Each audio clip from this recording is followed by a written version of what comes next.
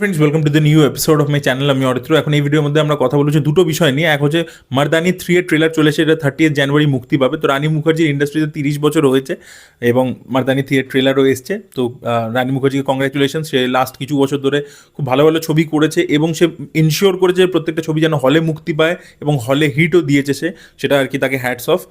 আর এছাড়া আপনাদেরকে বলে রাখি যে হ্যাপি প্যাটেল একটা নতুন প্রমোশনাল ভিডিও ড্রপ করেছে। তো প্রমোশনাল ভিডিও নিয়ে আলাদা করে কথা বলার দরকার নেই, বাট এটা এতটাই বেশি হিলেরিয়াস ছিল তাই ভাবলাম অল্প করে এটা নিয়ে একটু কথা বলবো ভিডিওর মধ্যে। প্রথমে মারদানি 3 এর ট্রেলার নিয়ে কথা বলে নিই। তো এবারে আমরা দেখতে পাচ্ছি যে একটা র্যাকেট রয়েছে যেটা আম্মা বলে একজন মহিলা চালাচ্ছে। আপনারা যদি দেখে থাকেন মারদানি 1 এবং 2 এর ক্ষেত্রে ভিলেনরা অ্যান্টাগনিস্ট যারা ছিল সেই অ্যান্টাগনিস্টগুলো প্রচণ্ড হাইলাইটেড হয়েছিল। ফার্স্ট পার্টে তাহিরাজ ওয়াসিন, সেকেন্ড পার্টে বিশাল জেটওয়া, এবং তারা মেল ক্যারেক্টার ছিল এবং কোথাও গিয়ে না মানে একটা ফিমেলদের প্রতি পেট্রিয়ার্কি সেটাকেও অ্যাড্রেস করছিল আর কি। সেকেন্ড পার্টে স্পেশালি বেশি করেছিল সেটা, তো সেটা ছিল। কিন্তু এবারে দেখাচ্ছে কি যে এইটা আমার বেটার লেগেছে যে মানে চাইল্ড ট্রাফিকিং হচ্ছে সেটা যে খালি একটা মানে ছেলেই চালাবে সেটা নট নেসেসারি, একটা মেয়েও হতে পারে এবং তারও খারাপ পার্সপেক্টিভ হতে পারে, খারাপ লোক খারাপ হয় ইরেসপেক্টিভ অফ দ্য জেন্ডার। তো এবার একজন মহিলাকে অ্যান্টাগনিস্ট করেছে আর কি, সেটা ভালো লেগেছে। তবে এই যে বিষয়বস্তুটা যে অ্যাঙ্গেলটা আমরা দেখতে পাচ্ছি যে চাইল্ড ট্রাফিকিং হচ্ছে, বাচ্চাদেরকে ধরে নিয়ে যাচ্ছে এবং একটা মহিলা র্যাকেটটা চালাচ্ছে। কদিন আগে নেটফ্লিক্সে দিল্লি ক্রাইম সিজন 3 বেরিয়েছিল, যেটা আমার খুব একটা আহামরি লাগেনি।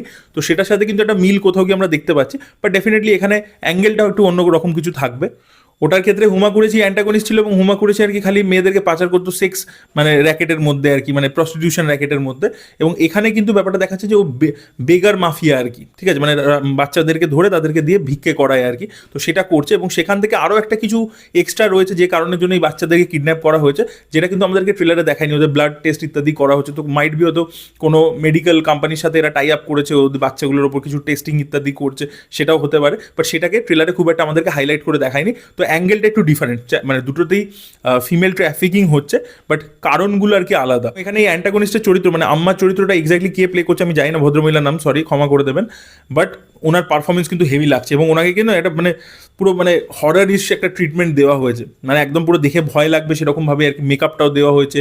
এবং পরে একটা টাইম আমরা দেখতে পাচ্ছি রানী মুখার্জি বাড়ির মধ্যে ঢুকে এসছে এবং যেভাবে হাসছে এ করছে বা ওকে যেভাবে ফোন করছে, প্রত্যেকবারই আমরা দেখতে পাই যে অ্যান্টাগনিস্ট যে থাকে সে শিবানী শিবাজি রয়কে একবার করে ফোন করে, সেখানে চ্যালেঞ্জ দেয়।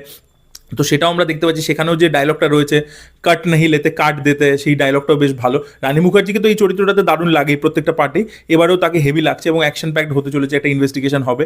তার সাথে কিন্তু অ্যান্টাগনিস্টটাকেও বেশ ভালোভাবে ডিজাইন করেছে। দেখা যাক এবারে ওনার পারফরমেন্সটাকে নিয়ে, মানে প্রত্যেকবার মারদানির ভিলেনদেরকে নিয়ে প্রচুর কথা হয়েছে, দেখা যাক এবারে তার পারফরমেন্স নিয়ে, এই ভদ্রমহিলার পারফরমেন্স নিয়ে কতটা বেশি কথা হয় এবং এই দুজনের মানে ফেস অফটা দেখতে কীরকম লাগে। র অ্যান্ড রাস্টিক ফিলটা ধরেছে ওয়াইআরএফ এর, দেখবেন অনেক ছবি বেরোয় বাট খুব পলিশ গ্ল্যামারাইজ লুক থাকে, বাট মারদানির ক্ষেত্রে এই ফ্র্যাঞ্চাইজটার ক্ষেত্রে দেখবেন ওয়াইআরএফ কিন্তু মানে একটা পলিশ লুকের ক্ষেত্রে যায় না। মানে ফার্স্ট পার্টটা তো যেটা প্রদীপ সরকার ডিরেক্ট করেছিল ওটা তো খুবই গ্রাউন্ডেড ছিল, দিল্লির মধ্যে বেসড ছিল। সেকেন্ড পার্টটা আরেকটু বেশি কমার্শিয়াল ছিল, বাট তাও কিন্তু একটা যে স্মল টাউনের নর্থ ইন্ডিয়াতে বেসড সেটা একটা মানে ল্যান্ডস্কেপটাকে খুব সুন্দর করে ধরেছিল। থার্ড পার্টেও কিন্তু এই র অ্যান্ড গ্রিটি ব্যাপারটা মেনটেন করতে পেরেছে, মানে দেখে মনে হচ্ছে না যে এটা যশরাজের ছবি, তাই মানে সব কিছু চকচকে ঝকঝকে হবে সেটা মনে হচ্ছে না। তো ডায়লগস খুব ভালো রয়েছে, রানী মুখার্জির প্রেজেন্স খুব ভালো লাগছে, অ্যান্টাগনিস্টকেও ভালো লাগছে।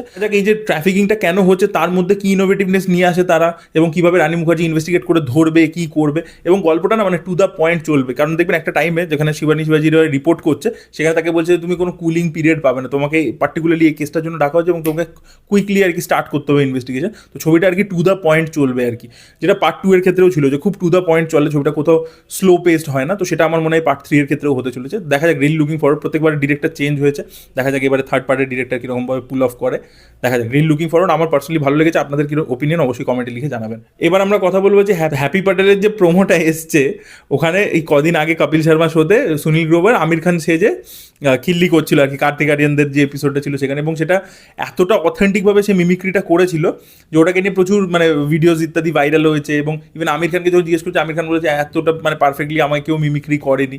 এবার তাকে নিয়ে এসে আর কি মানে দেখা যাচ্ছে সুনীল গ্রোভার বেসিক্যালি আমির খান সেজে অফিসে বসে এবং বীর দাসকে চেক দিয়ে দিচ্ছে, বলছে আমি সিকুয়েল বানাবো, এটা তোর বোনাস চেক, ছবি সুপারহিট হয়ে। এবং সেই সময় অ্যাকচুয়ালি আমির খান আসছে এবং সেখান থেকে দুজন এবার সুনীল গ্রোভার আর কি আমির খানকে বাইরে বার করে দিচ্ছে, ঠিক আছে, মানে ওর সিকিউরিটি এসেও আর কি সুনীল গ্রোভারের উপরই বিশ্বাস করছে এবং আমিরকে সুনীল গ্রোভার ভাবছে, মানে বার করে দিচ্ছে। তো সেটা নিয়ে যে ব্যান্ডারটা রয়েছে সেটা দারুণ লাগে দেখতে, এবং সুনীল গ্রোভার আগেন যে মিমিক্রিটা করেছে সেটা দেখতে দারুণ লাগে।